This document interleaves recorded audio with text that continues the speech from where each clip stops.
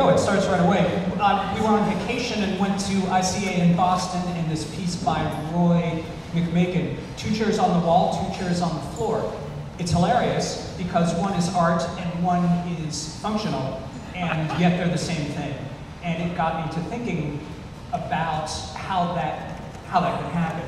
Here at the Yale School of Architecture, on the same vacation, the Paul Rudolph building, the Eero Saarinen Moon chair, it's comfortable, it's a pleasure to look at. We sat in these chairs and took a little nap, okay.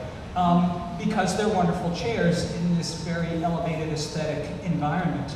Here, still the same trip, at the Brooklyn Museum. This is the study section. This is behind plexiglass. You are forbidden to sit in these chairs, and in fact, they're behind plexiglass there with the Gehry chair and some others, which is ironic because there's not enough of a place to sit in this room when you look at the chairs.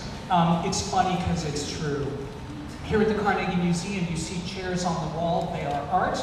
You see chairs in the shop, they are merchandise, and yet the same Philippe Starck conical arrows chair is in the same 2 locations. So there's a conceptual divide between art and merchandise with the Venn diagram sort of overlap. And it's different in each century. Here the Shakers put their chairs on the wall, but this was not originally a museum. It was simply practical and kind of austere in a way that the Shakers themselves, Shakers? Yeah, Shakers, Quakers, these are the Shakers, got that.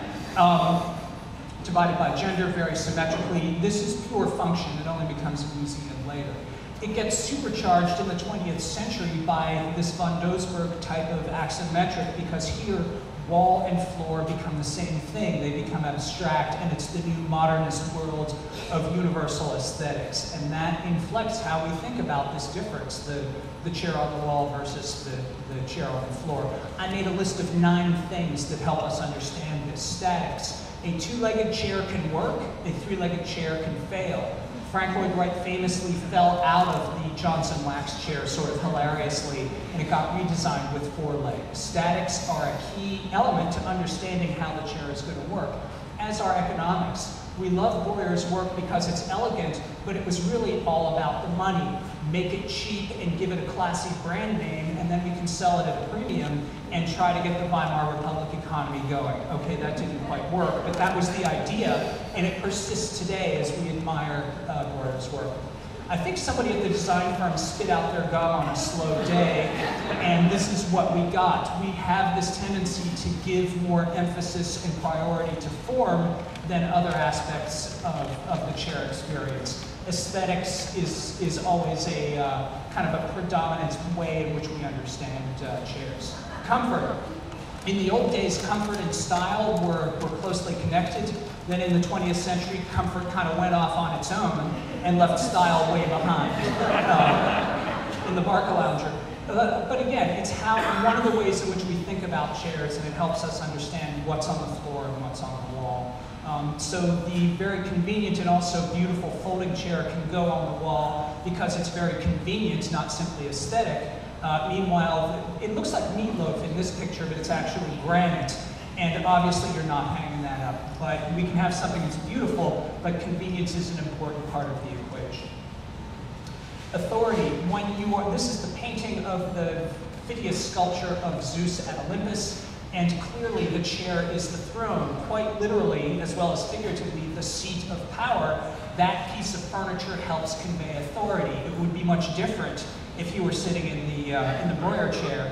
And we're moving right along. Assembly, I say, because this could be digitally fabricated. In fact, it's carved by hand.